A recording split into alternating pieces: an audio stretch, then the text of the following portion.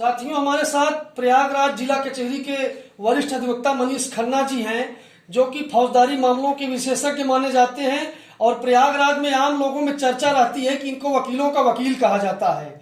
Sir, एक चीज मैं आपसे जानकारी चाहता हूं। उत्तर प्रदेश बेसिक शिक्षा में शिक्षकों की भर्ती के संदर्भ में करीब 4-5 महीने पहले एक घोटाले की बहुत तेजी से चर्चा हुई थी, जिसको 69,000 शिक्षक भर्ती घोटाले के नाम से जाना जाता है। और उस समय जब इसका रिजल्ट आया था तो उस समय मुख्यमंत्री जी, जो कि उत्तर प्रदेश के मुख्यमंत्री जी की बहुत साफ सुथरी छवि है, उनकी बहुत किरकिरी भी हुई थी।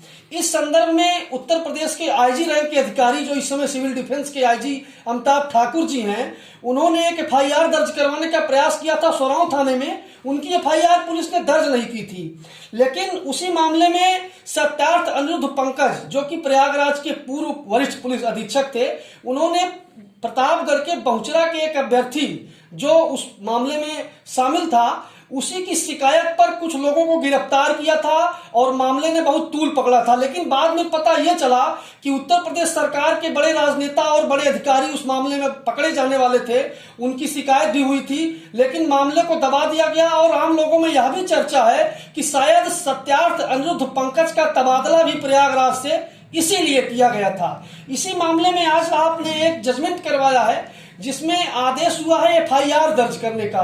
तो पूरा प्रकरण बताइए सर, प्रकरण क्या था वो? 5 दिसंबर 2018 को उत्तर प्रदेश के जो परिषदीय विद्यालय हैं, प्राथमिक विद्यालय, उसमें 69,000 सहायक अध्यापकों की भर्ती का एक विज्ञापन निकला था जी। 6 जनवरी 2019 को भर्ती की परीक्षा हुई थी। 7 जनवरी 2019 को सरकार ने न्यूनतम उत्तीर्णांक घोषित कर दिया। 12 मई 2020 को लिखित परीक्षा के परिणाम सामने आए।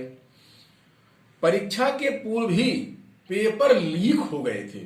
एक नहीं, अनेकों स्थानों पर पेपर लीक हो गए थे। इस परीक्षा की प्रक्रिया में भारी अनियमितता बरती गई, गड़बड़ी की गई, बेईमानी की गई।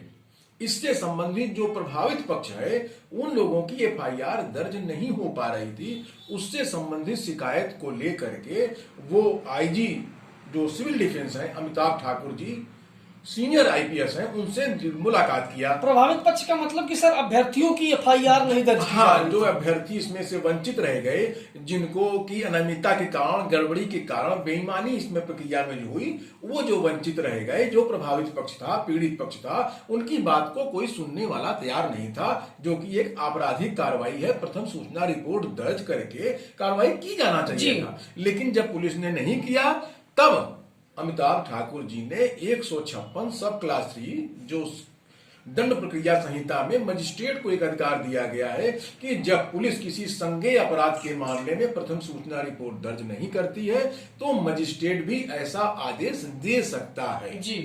अदालत के सामने वो बताया गया कि व्हाट्सएप पर जो पेपर लीक हुए थे वो आए थे, उसका डिटेल दिया गया। समाचार पत्रों में भी इसके जो संबंधित समाचार छपे थे वह भी दिया गया।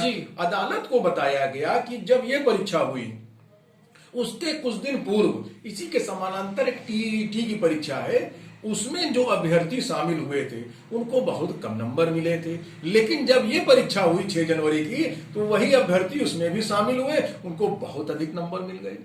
तो इस प्रकार स्पष्ट हो गया था कि मामले में भारी अनियमितता बरती गई।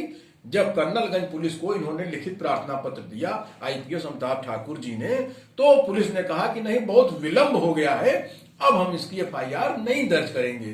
तब न्यायालय में 10 जून 2020 को यह प्रार्थना पत्र दिया गया।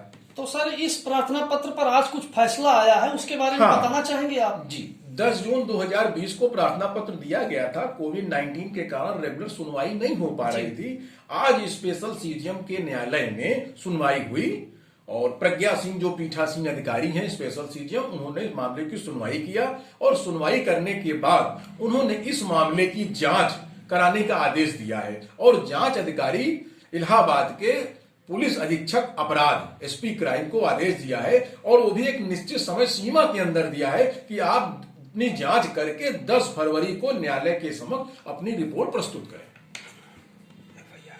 सर, एफआईआर का जो आदेश हुआ है अभी एफआईआर का आदेश नहीं हुआ है। अभी न्यायालय ने यह तय किया है कि एक सुप्रीम कोर्ट की गाइडलाइन और माननीय उच्च न्यायालय इलाहाबाद की भी एक गाइडलाइन है कि किसी भी मामले में विवेचना का आदेश पारित करने के पहले मजिस्ट्रेट को यह देखना है कि अगर इसमें जांच कराई जानी आवश्यक है तथ्यों के संबंध में तो वो जांच करा सकता है। रूटीन के तौर पर मुकदमा पंजीकृत करने का आदेश नहीं दिया जाना चाहिए, क्योंकि ये बहुत बड़ा प्रकरण है। इसमें तथ्यों को एकत्र करने के लिए उन्हीं सुप्रीम कोर्ट और माननीय उच्च न्यायालय इलाहाबाद की रूलिंग का जिक्र करते हुए न्यायालय ने आदेश दिया है कि एसपी क्राइम प्रयागराज इस मामले में जांच करके अपनी रिपोर्ट 10 फरवरी तक अदालत में प्रस्तुत करें। आपका परिचय सर? मनीष खन्ना, एडवोकेट। बहुत बहुत धन्यवाद सर।